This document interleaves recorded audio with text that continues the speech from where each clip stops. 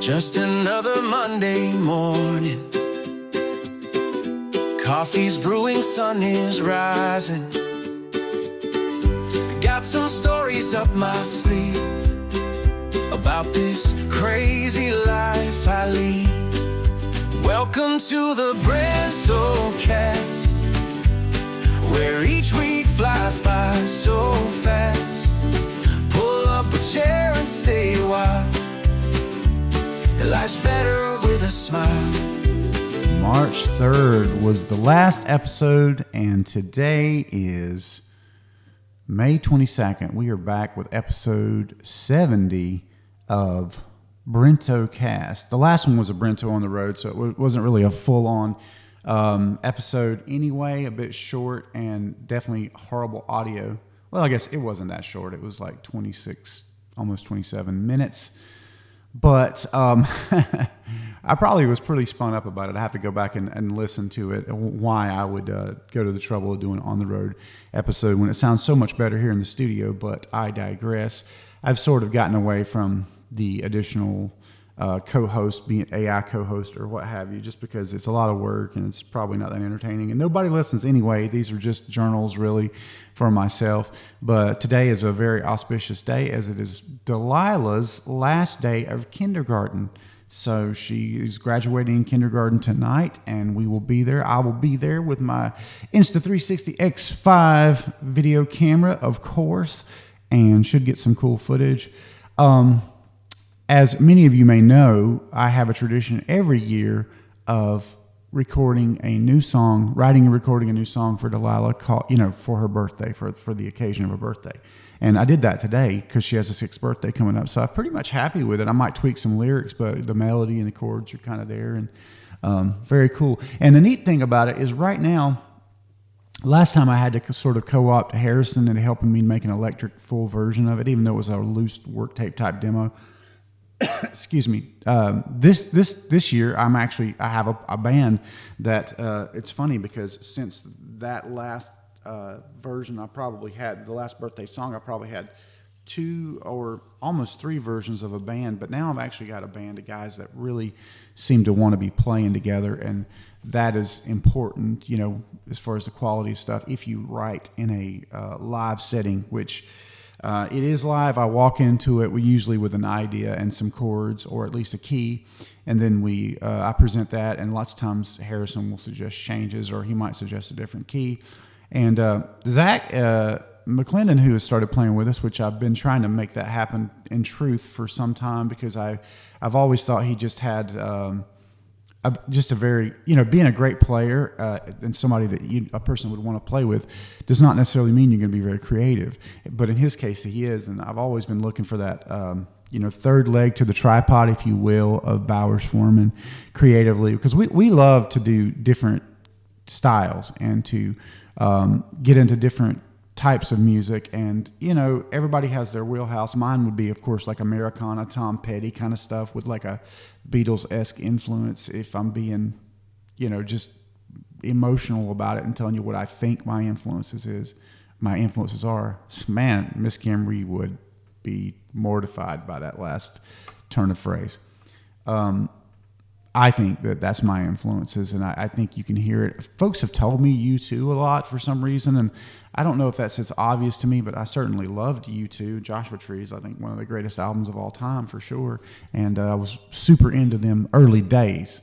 Not as much, although there's still stuff they dropped that I really like, but anyway, I digress. I've been told Elvis Costello, and it's super obvious that I love Elvis Costello. I've seen him 3 times. I always talk about him. He's all over my social media. As far as songwriting and his music, I've been a big fan for a really, really long time. Discovered him when I was living in Japan, and for whatever reason, he was way more popular there than he was here. And I just went, how have I never heard about this guy? And Brutal Youth, that might have been the name of the album. And you couldn't even get that album here for the first 10 years I was back. I had to order online, but you'd never see it in a record store until eventually you did. So it's like he became popular over that time and more people became aware of him in America. But anyway, I digress. I am who I am, and I try to write a song just about every day, guys. I mean, the way it works for me, creatively speaking, is that the busier I am, the less time that I have, the more I want to write. And I'm very careful with the use of AI tools, but as far as like picking a style, once you have a melody, you can use AI tools to just iterate, and go, okay, now I see this song should be like a piano ballad, or this song should be a country song, or whatever. And in that way, I've been able to speed up my workflow a good bit. Just as long as I come up with the lyrics and the melody, I feel okay about that. And then by the time it goes through the filter of Harrison Foreman, then it's completely Bowers Foreman. So it's not like it's writing it for me, although a lot of people are really concerned about that. Well, I mean, if you listen to the songs that I've written since even before AI tools like Suno and Udio and Marika and all these were available, you will see the common thread. So I don't think anybody's going to mistake my songs for ones that are reaching by just like saying, hey, write me a song. I mean, you can certainly do that, but those songs all sound alike. And really, my whole thing is like, I don't even want my songs to sound like the last song that I wrote. Although, I will say this, with Zach and Harrison right now, we've been performing as a three-piece, and to really change things up, I had been playing piano instead of guitar. We have been working without a bass player, but I think we're going to be getting one, I hope, soon. And it's been fantastic writing on piano. I'm a very rudimentary piano player, not really even competent on the piano. You can barely stagger through it. But because of that, I get to focus a little bit more on hooky melodies and just kind of what the band is doing. And we had one rehearsal like that, and we did write a song in it, and I thought, wow, that's super fun, and that's what I want to be doing. But, it is what it is. We now have released another album since the last episode. We also went on a tour, and by tour, I mean that we had paying gigs in 5 consecutive weeks. We started off in Myrtle Beach back on Easter weekend and played at Carolina Seafood and Steak in Myrtle Beach. Had a little vacation while we were down there. Came back the next weekend, played at Arbor Day. And let's see, the following weekend we had a anniversary event for Spivey Construction's 50th anniversary. Probably the best pay and treatment I have ever got at an event. And I just want to say thanks again. Thanks for the tip as well. That company knows how to take care of people. And also the event center that they had it in was just stunning. The following week did a rehearsal and did a sort of supporting spot Harrison and I did for Ansel Brown. And then we also performed with Ansel Brown on that Saturday. So yeah, it worked out to be separated over 5 weeks, but a real hyper time of activity. And we were actually in the middle of another VO recording project where we were writing and recording a lot of songs with someone, and had to put that on pause. But now we've gotten back to that, and we are launching the new band. I mean, it's Bowers, Foreman, McClendon. What we're doing is whoever plays, they get their name on it. But essentially, it's the Bowers Foreman band, until those people come in and start writing, which hopefully happens and whatnot. But we have a history of playing with Zach McClendon, actually. We've done several performances where he joined us on Cajon. So, and as a joke, we always refer to ourselves as BMF when he is there. Bad Monkey Fighter, I guess. We have a song of that title. It hasn't been released yet. Speaking of releases, we have now released 2 albums. The first was called Providence Road, and the most recent, which dropped the same day that we started our tour, is called, what is it called? The Boy Who Learned to Fly. Bowers Foreman, The Boy Who Learned to Fly. Search any of your streaming platforms and you will find that album. We're very proud of it. It's one of 3 albums of ours that we've recorded in the almost 4 years now we've been working together, and we have one more of those what I call legacy albums, where we just got in the studio and just recorded a whole bunch of stuff, wrote and recorded in the studio for really about a couple of years, and then finally got around to releasing them. And then I have at least one more solo record that I have not dropped yet. I have dropped an album called Late Summer, Brent Bowers' Late Summer. You can find that for sure. But yeah, we're riding at a breakneck pace, and it's really fun. I always say, as long as you're able to express yourself and you're out there doing what you like to do, it's really hard to be down or depressed. And for the most part, that's how my life is. Now, another big thing since the March 3rd podcast is I have continued to train. I've continued to lose weight. I am now under 300 pounds. I'm guessing I'm probably around 290 in the ballpark. I'm still doing long-term fast. I have increased my workouts to 2 per week with the trainer. And that second one is a killer, y'all. It's a killer. I got to do one tomorrow morning early. And man, it's almost bad enough to dread it, but I really like working out, and it's good for my mental health. So I look forward to it. But we've done a lot of traveling as well, been gone a lot for training, spent a lot of hotel days with Delilah, which is always an adventure. And we're going off on our own, I think, this weekend after band practice on Sunday. Since we're off Monday, it's the one of only 2 days a year that we close our business, and Memorial Day is one of those. So very, very good times and good vibes. My mom seems to be mentally in a better place than she was, although physically she's kind of still in the same position. She can move her leg now a little bit on the affected side from her stroke, but not enough for them to give her therapy. I know that frustrates her. We all wish that could have come at a time when it would have caused them to keep trying to work with her, but I don't know. There's not, barring like a miraculous act of God, I don't know that there's much hope for her to recover the use of her left side. God, it'd be great if she did. I would love for her to be able to come home. I know that's what she wants more than anything else. And I understand that she had talked them into taking her to her house just to sort of visit it at a certain point. I wasn't aware of that until recently.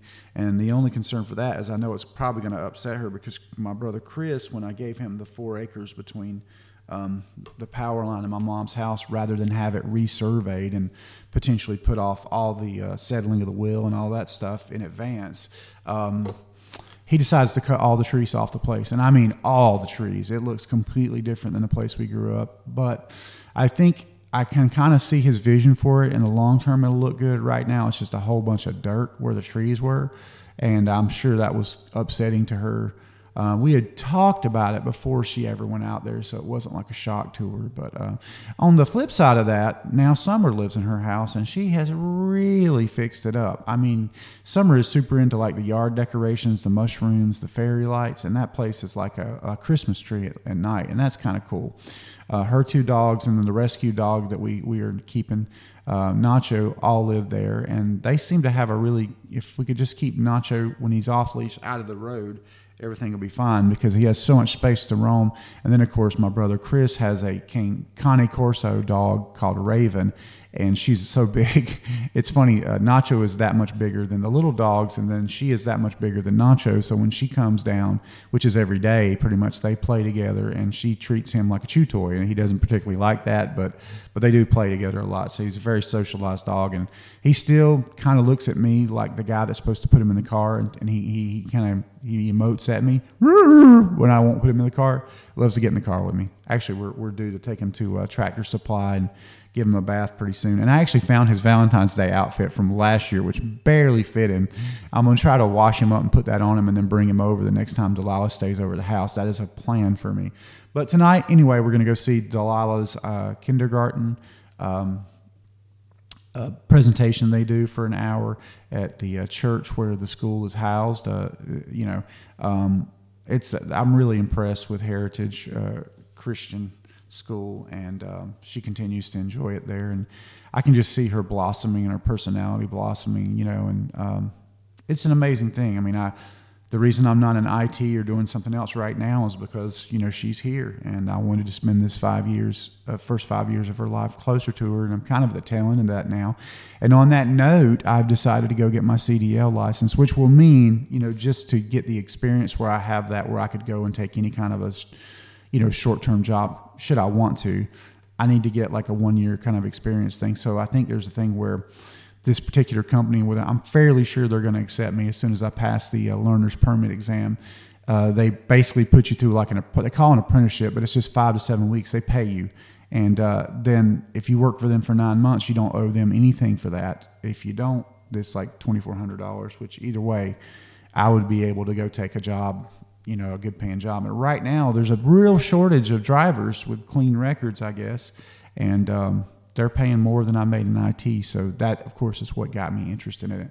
IT work, as far as I can tell, like for the same job that I did, they now want I guess there's so many people that are willing to doctor up their resumes. The requirements have went way, way up.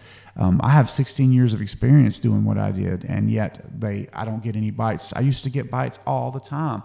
So the whole market has changed now that it's remote, and that's a little bit bizarre, but I'm not sad about it. My happiness in life with myself and the people I'm around has just absolutely blossomed since becoming like a full-time massage therapist here at Albemarle Nutrition, and helping with our business, and not having to pour your heart and soul into another brand only to see that they don't care anything about you. I mean, that's a drag, right? And that's certainly what happened with me, multiple places. So. All that time, all I can say about it is that they paid me well. They never really mistreated me in that way, but when it came to loyalty or, trying to put me in any of the other jobs that I was overqualified for, they would rather hire people from California or whatever. I don't know. Who knows? That said, I'm not going to mention their name because, I spilt milk and whatnot. But I will say with our business, the same place that I work, we did banking with them, and we watched their service level deteriorate to a point where we moved all of our business to another bank. So there you go. Anywho, wonderful, wonderful May. Very mild weather this year. Not too much super hot weather, and I've really been enjoying that. Not looking forward to the super hot weather that's surely coming, but that said, all is well. I am at like 20 hours on my fast for the day, feeling good. Got a little work, probably hit up some lunch later, and just try to have a relaxing evening tonight since I had a hard workout on Tuesday, and tomorrow's workout is going to be a killer. Working on some music as always, and just getting ready for that rehearsal on Sunday. We have a performance. We're going to do a 1-hour set, electric set. I think I'm going to be on piano for Make Music Day, July 21st at the museum downtown in Albemarle. Come check it out. Thanks for listening to another episode of Brentocast. Take care, be well. Tell the people you love in your life how you feel.